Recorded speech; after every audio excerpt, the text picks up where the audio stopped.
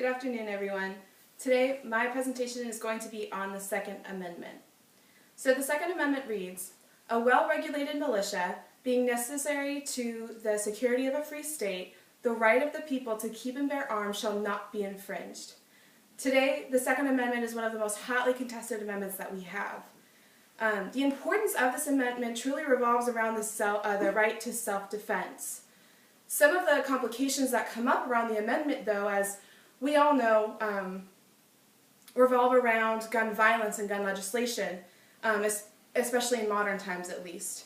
Some of these complications are brought upon by the two different camps or the two different mindsets that look at the Second Amendment. One of these camps, the first one, tends to focus on the first clause of the Second Amendment, and that it's the militia that has the right to keep and bear arms, and not necessarily the citizenry. The second camp believes that it's very clear in the Second Amendment, in the second clause, that it's the right of the people to keep and bear arms, and that right should not be infringed. This really comes down to a communal mindset versus an individualistic mindset. Nothing is wrong with either mindset. It really just comes down to how either group deals with gun legislation and gun laws. One of the most notable court cases surrounding the Second Amendment is that of Parker versus the District of Columbia, at least in the research that I did. There was a similar court case called DC versus Heller in 2008. It's basically the same court case, so we're just going to focus on Parker versus District of Columbia.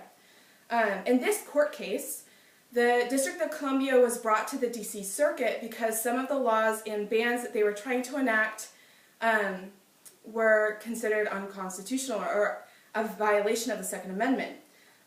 This included a ban on new registration of handguns, the carrying of a pistol without a license, and they also were going to require private citizens to keep their firearms unloaded and locked so that they weren't even useful within their own homes for self-defense. The DC Circuit reviewed the court case and upheld that, or ruled that DC was in fact in violation of the Second Amendment. Well, the District of Columbia did not appreciate that finding, so they brought their course to the Supreme Court. They appealed to the Supreme Court. The Supreme Court decided to take on the case. And on reviewing the case, they actually did textual analysis and historical research about what the Second Amendment truly said and what the Founding Fathers might have meant by the Second Amendment. They tried to study what the different opinions would have been towards an armed citizenry. And the Supreme Court came away saying and upholding that the DC Circuit had been right, that the District of Columbia was indeed in violation of the Second Amendment.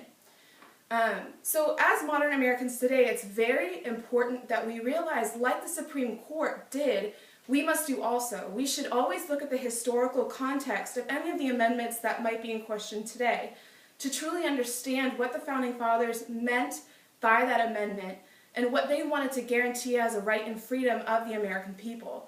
It's very, very important because the Founding Fathers, of course, are the ones that gave us our rights and our liberties, or at least wrote them down for us.